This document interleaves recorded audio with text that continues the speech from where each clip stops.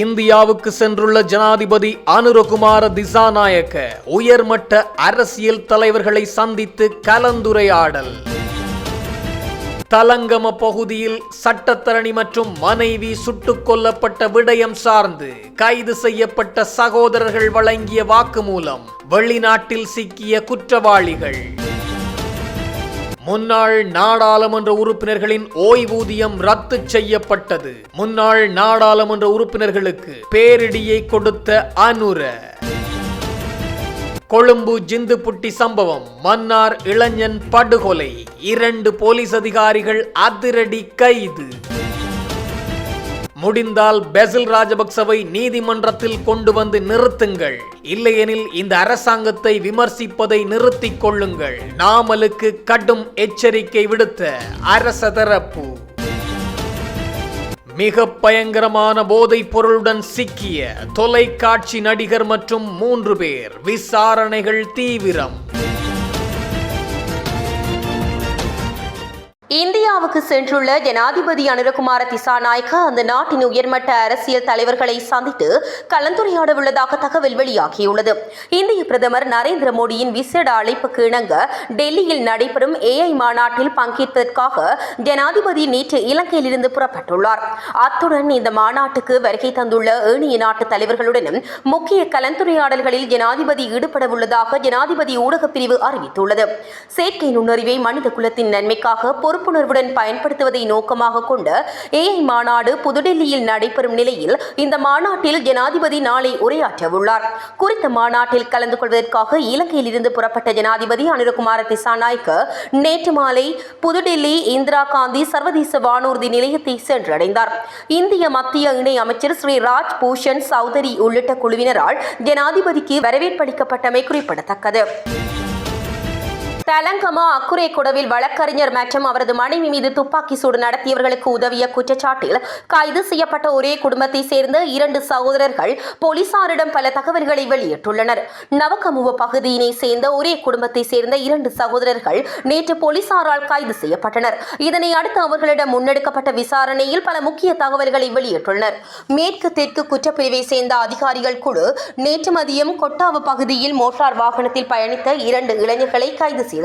குறித்த இருவரும் நவகமுவ பகுதியை சேர்ந்த 20 மற்றும் 27 வயதுடைய நதுன் கவிஷ மற்றும் சனோஜ் கோகில என தெரிவிக்கப்படுகின்றது. வழக்கறிஞரின் கொலை தொடர்பான பல முக்கிய தகவல்கள் இருவரிடமும் நடத்தப்பட்ட விசாரணைகளில் தெரிய வந்துள்ளன.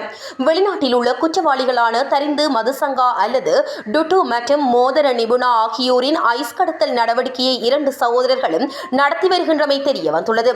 வெளிநாட்டில் இருக்கும் 2 குற்றவாளிகள் இந்த சகோதரர்களை தொடர்பு கொண்டு 7 நாட்களுக்கு ஒரு வாகனத்தை வாடகைக்கு விடுங்கள், சுத்த ஐயாவுக்கு வேலை இருக்கின்றது, அதை செய்ய வேண்டும் என்று கூறியுள்ளனர். அதன்படி 2 சகோதரர்களும் கொட்டாவையில் உள்ள ஒரு நிறுவனத்திற்கு சென்று ஒரு கருப்பு நிற காரை வாடகைக்கு எடுத்துள்ளனர்.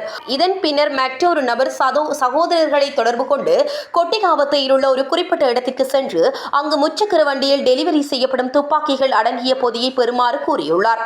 குறித்த நபர் 2 சகோதரர்களையும் அதை எடுத்துக்கொண்டு வழக்கறிஞர் கொலை செய்யப்பட்ட சூப்பர் மார்க்கெட்டுக்கு அருகில் செல்லுமாறு கூறியுள்ளார். இதன் பின்னர் துப்பாக்கி சூடு நடந்த நாளில் சம்பவத்திற்கு சில மணி நேரத்திற்கு முன்பு அவர்கள் அக்குரைக்கோடு பகுதியில் உள்ள சூப்பர் மார்க்கெட்டுக்கு சென்று துப்பாக்கி அடங்கிய பொதியினை அருகில் நிறுத்தப்பட்டிருந்த மற்றொரு காரில் ஒப்படைத்தனர். இந்த துப்பாக்கிகளை பயன்படுத்தி சம்பந்தப்பட்ட வழக்கறிஞர் கொல்லப்படுவார் என்பது 2 சகோதரர்களுக்கு தெரியும் என்று போலீஸ் தெரிவித்துள்ளது. மேலும் வழக்கறிஞர் தனது மனைவியை அவரது அலுவலகத்தில் இருந்து அழைத்துக் கொண்டு ஒவ்வொரு நாளும் மாலை 4:30 மணி முதல் 5 மணிக்குள் வீடு திரும்புவார் என்பதனையும் 2 சகோதரர்களும் உளவு பார்த்திருந்தனர். மேலும் துப்பாக்கி சூடு நடந்த நாளில் வாகனம் சூப்பர் மார்க்கெட்காரர் நிறுத்தும் இடத்தில் நிறுத்தப்பட்டிருந்ததாக துப்பாக்கி சூடு நடத்தியவர்களுக்கு சகோதரர்களை தகவல் அளித்துள்ளனர். இதனை அடுத்து 2 சகோதரர்களும் அங்கிருந்து வெளியேறி ஹோகந்தரா நோக்கி சென்றுள்ளனர். CCTV காட்சிகள் மற்றும் கொலை தொடர்பான பல உண்மைகளின் அடிப்படையில் விசாரணைகளை நடத்திய தென்மேற்கு குற்றப்பிரிவு துப்பாக்கி சூடு நடத்தியவர்களுக்கு இந்த காரில் இருந்து துப்பாக்கிகள் வழங்கப்பட்டமை தெரிய வந்துள்ளது. அதன்படி 2 சகோதரர்களும் நேற்று மதியம் 7 நாட்களுக்குள் வாடகைக்கு எடுத்த காரை திருப்பித் தருவதற்காக கொட்டாவ பகுதியில் உள்ள நிறுவனத்திற்கு சென்றபோது அவர்களை பின்தொடர்ந்த போலீஸ் அதிகாரிகள் 2 சகோதரர்களையும் கைது செய்துள்ளனர். 2 சந்தேக நபர்களின் விசாரணையில் துப்பாக்கி சூடு நடத்தியவர்கள் தொடர்பான தகவல்களும் வெளியாகியுள்ளன. துப்பாக்கி சூடு சூடு நடத்தியவர்களில் ஒருவர் துப்பாக்கி சூடு நடப்பதற்கு 3 நாட்களுக்கு முன்பு பனிப்பிட்டியவில் உள்ள ஒரு ஹோட்டலுக்கு வந்து 2 சகோதரர்களும் துப்பாக்கி சூடு நடத்தியவருக்கு ஐஸ் மற்றும் தேவையான வசதிகளை வழங்கியுள்ளார். அதன்படி கொலைக்கு உதவ சகோதரர்கள் எந்த பணத்தையும் பெறவில்லை எனவும் அவர்களுக்கு ஐஸ் போதைப்பொருள் வழங்கப்பட்டமையும் தெரிய வந்துள்ளது. ஐஸ் போதைப்பொருள் பயன்படுத்தும் சந்தேகத்திற்குரிய 2 சகோதரர்களும் ஐஸ் கடத்தலில் ஈடுபட்டதாக போலீசார் தெரிவித்தனர். கொழும்பு ஜிந்துப்பெட்டியவில் நடந்த துப்பாக்கி சூடு சம்பவம் தொடர்பாக 2 காவல்துறை அதிகாரிகள் கைது செய்யப்பட்டுள்ளனர். கடந்த சனிக்கிழமை இரவு குறித்த துப்பாக்கிச் சூட்டு சம்பவம் பதிவாகியிருந்தது. துப்பாக்கிச் சூடு நடந்த நேரத்தில் கடமை தவறியதற்காக நடமாடும் கண்காணிப்பு பணியில் ஈடுபட்டிருந்த 2 காவல்துறை அதிகாரிகள் கைது செய்யப்பட்டதாக தெரிவித்தார். சிகை அலங்கார நிலையம் ஒன்றை இலக்காக கொண்டு இந்த தாக்குதல் நடத்தப்பட்டதாக காவல்துறையினர் தெரிவித்துள்ளனர். சம்பவத்தில் காயமடைந்தவர்கள் கொழும்பு தேசிய வைத்தியசாலையில் சிகிச்சைக்காக அனுமதிக்கப்பட்டுள்ளனர். முன்னதாக துப்பாக்கிச் சூட்டு சம்பவமானது ரணசிங்க ஆராய்ச்சிக்கு சங்கு சிறந்த எனப்படும் புளூமெண்டல் சங்க என்பவரின் தரப்பினரால் மேற்கொள்ளப்பட்டிருக்கலாம் என சந்தேகம் வெளியிடப்பட்டுள்ளது. இந்த நிலையில் இந்த துப்பாக்கி சூட்டு சம்பவத்தில் ஒருவர் உயிரிழந்ததுடன் 4 காயமடைந்த நிலையில் கொழும்பு தேசிய மருத்துவமனையில் அனுமதிக்கப்பட்டனர். உயிரிழந்த இளைஞர் மன்னார் மாவட்டம் முசலி பிரதேச செயலாளர் பிரிவில் உள்ள பண்டாரவெளி வெள்ளிமலை பகுதியை சேர்ந்த இளைஞர் என தெரிய வந்துள்ளது.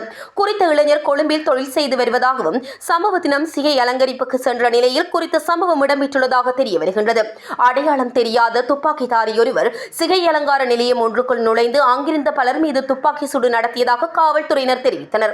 இந்த சம்பவத்தில் 5 காயமடைந்து சிகிச்சைக்காக கொழும்பு தேசிய வைத்தியசாலையில் அனுமதிக்கப்பட்ட நிலையில் ஒருவர் உயிரிழந்தார்.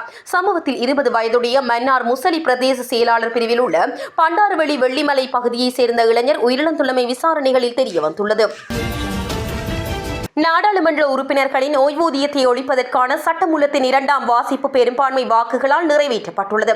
மசோதாவுக்கு ஆதரவாக 154 வாக்குகளும் எதிராக 2 வாக்குகளும் கிடைத்தன.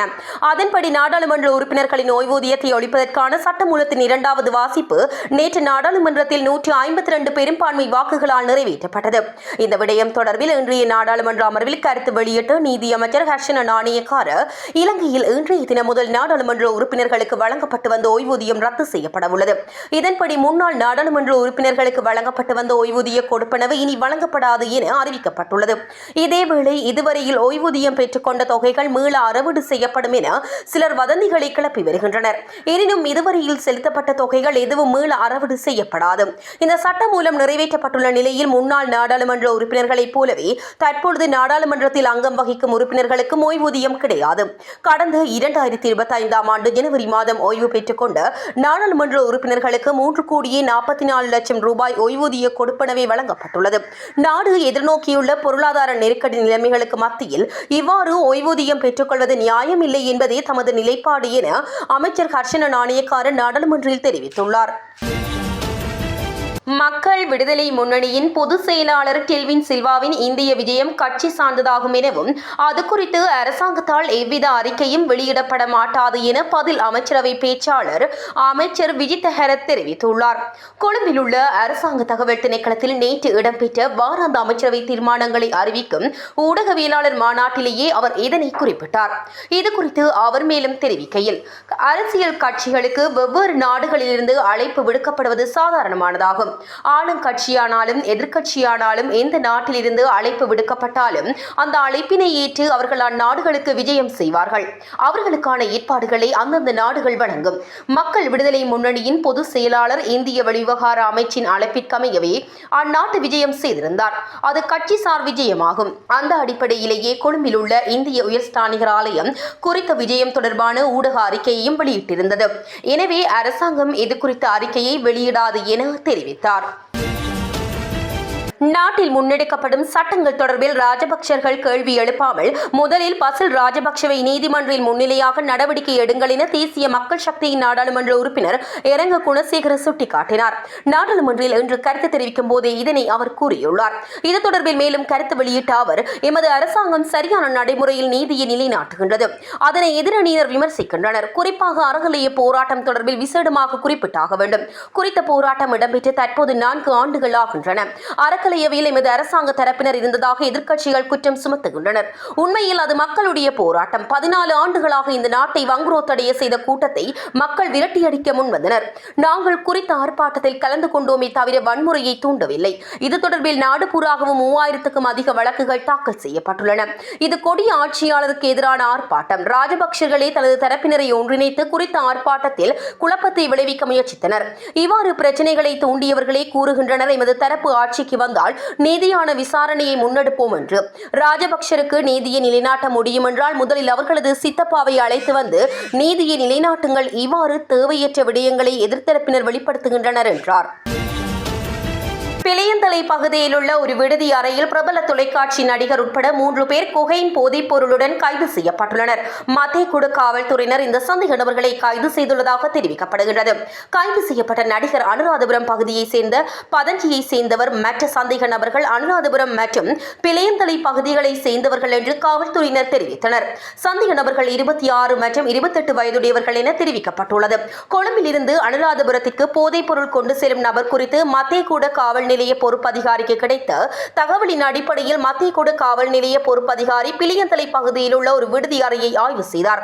பின்னர் சந்தேக நபர்களுக்கு இந்த போதைப் பொருட்களை விநியோகித்த நபர் குறித்து கிடைத்த தகவலின்படி பிளையந்தலையில் உள்ள அவரது வீட்டில் நடத்தப்பட்ட சோதனையின் போது மேலும் 255 கிராம் கஞ்சா கலந்த சிப்ஸ் கண்டுபிடிக்கப்பட்டதாக தெரிவிக்கப்பட்டது.